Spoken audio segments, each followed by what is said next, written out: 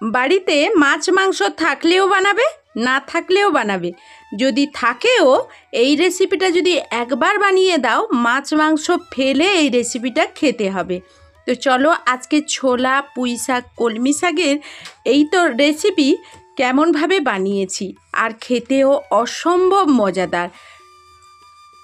তো বন্ধুরা, আজকের আবারও তোমাদের সামনে নতুন একটা ভিডিও নিয়ে হাজির হয়ে গেছি।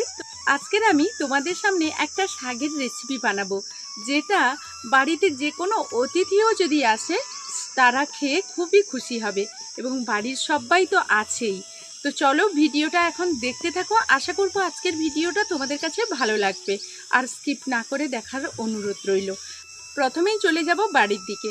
আজকের বাজার থেকে শাক কিনে নিয়ে আসিনি, আজকের বাড়িতেই থাকা শাক দিয়ে এই অসম্ভব রেসিপিটা তোমাদের সঙ্গে শেয়ার করব, যেগুলো সার বিষ একেবারে কিছুই নেই, প্রোটিনে ভরপুর এমন একটা রেসিপি আজকে শেয়ার করব। তো চলো।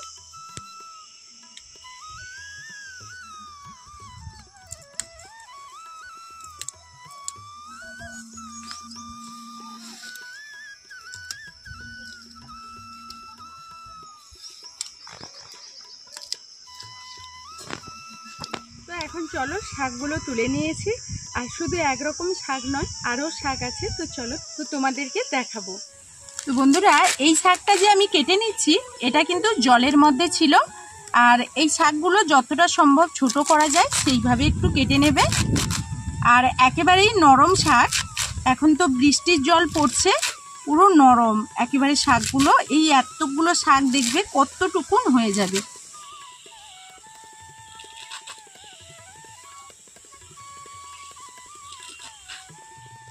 তো এখন আমি শাকগুলোকে ধুয়ে পরিষ্কার করে নিয়েছি, আর তোমাদের বলেছি যে একরকম শাক আমি নেইনি, পরে দেখিয়ে দিচ্ছি।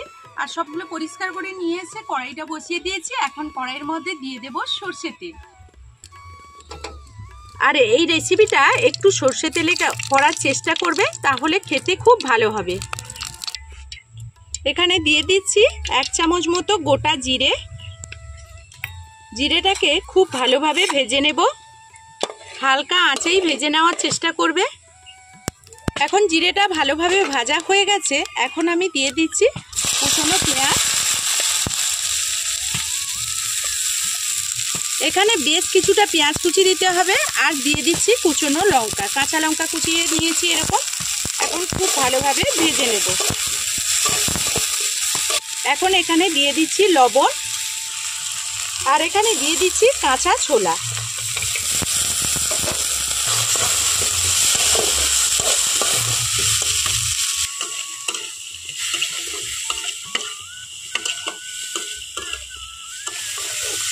এখন পেঁয়াজটা হালকা ভাজা হয়ে গেলে এখানে আমি দিয়ে দেব শাক। আমি প্রথমে কিছুটা কলমি শাক দিয়ে দিলাম, এরপর আমি দিয়ে দিচ্ছি কিছুটা পুঁই শাক।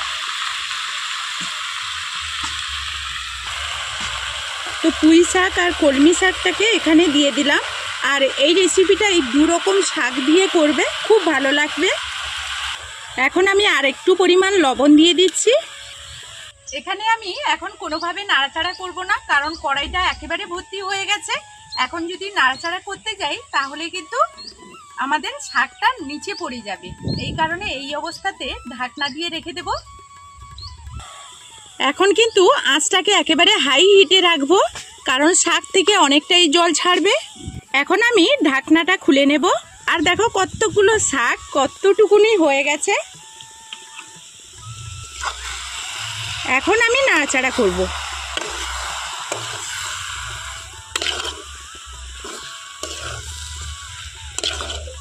আর এই শাকটাকে ঢাকনা দিয়ে দিয়ে রান্না করতে হবে, কারণ এখানে ছলা দেওয়া আছে। ঢাকনা দিয়ে রান্না করতে করতে এই শাকটাও সুন্দরভাবে হয়ে যাবে, আর ছলাটাও সুন্দরভাবে সেদ্ধ হয়ে যাবে। এখন এখানে একটু পরিমাণ হলুদ দিয়ে দিচ্ছি, আবারও আমি এখানে ঢাকনা দিয়ে দিচ্ছি।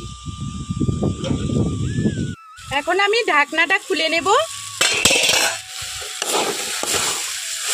আর এইভাবে সুন্দর করে তোমরা একটু রসটাকে খুব ভালোভাবে নেড়ে নেবে, আর ঢাকনাটা খুলে দিয়ে আরও একটু আমি ঝুরঝুরে করে ভেজে নেব। আর এই অবস্থাতে দেখে নেব ছোলাটা সেদ্ধ হয়েছে কিনা। ছোলাটা যদি না সেদ্ধ হয়, এখানে সেদ্ধ হয়ে গেছে। আর যদি না সেদ্ধ হয় তাহলে কিন্তু এখানে আরও একটু ঢাকনা দিয়ে এই রেসিপিটা করে নিতে হবে। তো বন্ধুরা, তোমরা তো অনেকভাবেই অনেক শাক রান্না করে খেয়েছো, বিশেষ করে কলমি শাক আর পুঁই শাক, দুটোতেই প্রচুর পরিমাণে ভিটামিন। তো এই দুটো শাক তো অনেকভাবেই রান্না করে খেয়েছো তোমরা হয়তো। আজকের আমি যেভাবে রান্না করছি এইভাবে অন্তত একবার রান্না করে দেখবে। অসম্ভব মজাদার রেসিপি হয়, যেটা মাছ, মাংস, ডিম থাকলেও সেগুলোকে রেখে দিয়ে এই রেসিপি দিয়ে ভাত খেতে চাইবে। একবার বাড়িতে ট্রাই করবে। তারপর আমি প্রতিটা ভিডিওতে বলে থাকি যে তোমরা বাড়িতে প্রথমে ট্রাই করবে, তারপর আমাকে কমেন্টের মাধ্যমে জানাবে। তো শাকটা এখন আমার হয়ে গেছে, আমি এটাকে নামিয়ে নেব। একইভাবে এইদিকে আর একটা কড়াই বসিয়ে দিয়েছি। কড়াইয়ের মধ্যে দিয়ে দিচ্ছি সর্ষে তেল। কয়েকটা আমি চিনেবাদাম এখানে দিয়ে দিচ্ছি, দিয়ে খুব ভালোভাবে ভেজে নেব।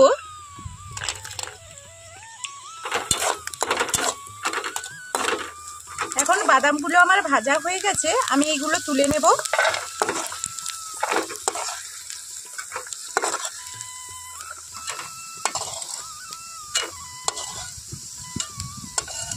এখন আমি কয়েকটা শুকনো লঙ্কা এখানে দিয়ে দিচ্ছি, দিয়ে খুব ভালোভাবে ভেজে নেব।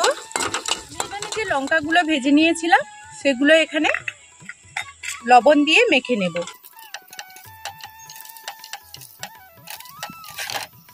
এখন আমি এর মধ্যে শাকটা নামিয়ে নেব। এই রেসিপিটা বাড়িতে একদিন ট্রাই করবে। তোমাদের আগেও বলেছি, আবারও বলছি, অসম্ভব মজাদার হয় এই রেসিপিটা খেতে। তো এখন আরও কিছু উপকরণ এখানে দেওয়া বাকি আছে।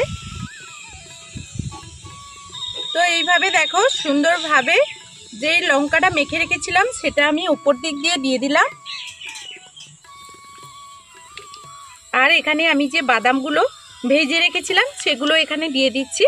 আর এই বাদাম ভাজাটা এখানে দেওয়ার চেষ্টা করবে, তাহলে আরও ভালো হবে। সেদ্ধ ছোলা আর বাদাম ভাজা অসম্ভব মজাদার হবে খেতে।